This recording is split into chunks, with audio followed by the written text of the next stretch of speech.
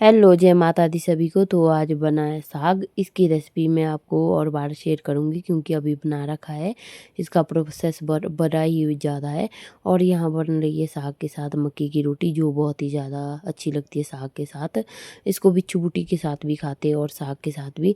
हम इसको अभी साग के साथ खा रहे हैं। देखो इस तरह से बनाते हैं मक्की की रोटी। वैसे कई प्रकार की मक्की होती है, हम वाइट मक्की का यूज़ करते हैं ज़्यादा।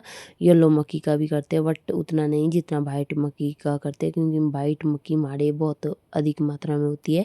देखो इस तरह से मसलते हैं मक्की का आटा ताकि अच्छे से रोटी बन जाए। ऐसे मसल मसल के बनाते हैं हथेली से। देखो कैसे कैसे दीदी मसल रहे हैं इसको, क्योंकि फेस दिखाने के लिए तो उन्होंने मना कर दिया था।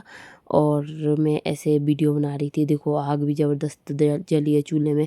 वैसे एक बात देखा जाए तो चूल्हे में इतनी ज़्यादा आग भी हो, मक्की की रोटी से बुझ जाती है, चाहे कुछ भी हो, क्योंकि मक्की की रोटी के लिए बहुत ज़्यादा आग चाहिए होती है ताकि अच्छे से सेक जाए। पता नहीं मक्की की रोटी से आग क्यों बुझ जाती है। ये तो मक्की की रोटी के लिए जितनी ज़्यादा आग जलाओ ना उतनी कम पड़ जाती है, क्योंकि इसे पता नहीं क्यों बुझ जाती है आग। मक्की को की रोटी पकाते हुए, चाहे मक्की भूनते टाइम चाहे रोटी पकाते टाइम, आग तो मैक्सिमम बुझ ही जाती है। और देखो इस तरह से कुछ प्रोसेस होता मक्की की रोटी बनाने का। आटा गूंथने के बाद ये लग जाते हैं ऐसे पेड़े बनाने, और उसके बाद लग जाते हैं इनको पकाने।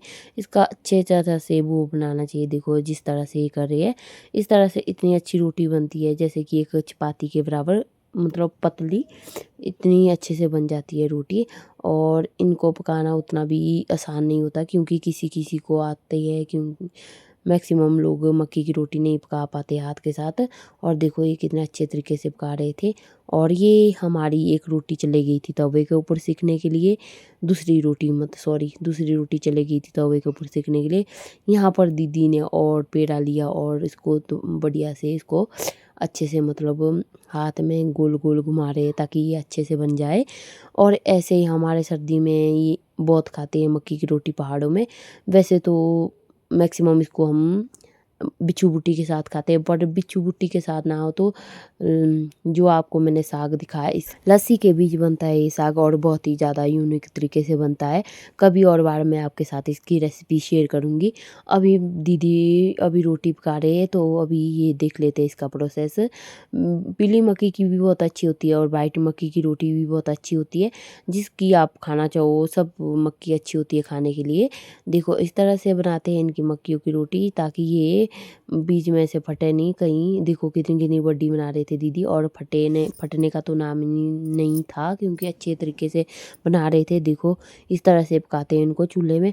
और देसी चूल्हे का स्वाद ही कुछ अलग होता है, क्योंकि हमारे इधर हिमाचल में ऑलमोस्ट जगह चूल्हे का ही उपयोग होता है खाने बनाने के लिए।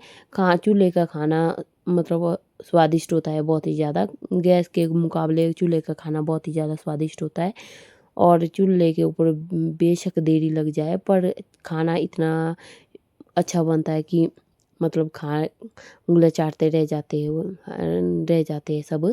देखो आग इतनी तेज़ है फिर भी कम पड़ रही है इसके लिए, ऐसा पता नहीं क्यों होता है। और हमारे तो सर्दी में मैक्सिमम ऐसे ही खाए जाते हैं गर्म गर्म चीज़ें, क्योंकि यहाँ पर आजकल पहाड़ों में बहुत ही ज़्यादा ठंड होने लग गई है। और ठंड की वजह से ही हम गर्म गर्म चीज़ें खानी होती है ताकि शरीर गर्म रह सके, नहीं तो बीमार होने के बहुत ज़्यादा चांसेस रहते हैं। और देखो यहाँ पर दीदी ऐसे मसल रहे आटा। और इसको खाने के बहुत ज़्यादा फ़ायदे हैं, क्योंकि चावल से तो बेटर ही है। पहले के ज़माने के लोग ऐसी मतलब पका पका अनाज खाते थे, जैसे कि मक्की की रोटी, जौ की रोटी, ऐसे वगैरह जो भी होता है, गेहूँ वगैरह, मतलब बाजरा वगैरह जो भी होता है, अपने कोदरा वगैरह जो भी होता है वो अपने खेत का ही खाते थे। बाकी जो ये चावल है ये तो एक कोई खाना ही नहीं है। इसके मतलब शरीर में कुछ ताकत नहीं लगती, कि जो मतलब जिससे शरीर अच्छा रहता है वो ऐसा ही खाना होता है जो मतलब सेहत के लिए एकदम से परफेक्ट खाना होता है। मक्की की रोटी, जौ की रोटी, ऐसा जो भी होता है ये सब वो चीज़ सेहत के लिए अच्छी होती है। और ये जो मक्की है हमारे खेतों की अपनी मक्की, इसको हम स्टोर करके रखते हैं, सुखा के रखते हैं और सर्दी के टाइम इसको पीसते हैं हम ओनली सिर्फ सर्दी के टाइम में खाते हैं, बाकी टाइम नहीं खाते मक्की की रोटी। 3 मंथ हमारे बहुत ज़्यादा ठंड होती है और उस टाइम हम मक्की की रोटी खाना मतलब एक टाइम मक्की की रोटी खा लेते हैं बीच में। और देखो इस तरह से अगर मतलब मक्की की रोटी ने ना पकानी टाइम मक्की एक टाइम गेहूँ चावल तो उस टाइम कम ही मिलते थे, जो रेड वाले चावल होते वो ही मिलते थे, जो कि आजकल कोई नहीं खाता, वो वाले चावल मिलते थे उस टाइम और उनसे भी बहुत ज़्यादा शरीर में ताकत मिलती है। देखो इस तरह से आग जली हुई है फिर भी ये मतलब उतने सेक नहीं खा रही है, उतनी जल नहीं है रोटी, अच्छे से पकनी चाहिए इससे। जितनी अच्छी आग होगी उतनी अच्छी मक्की की रोटी बनती है, ये बात सही है।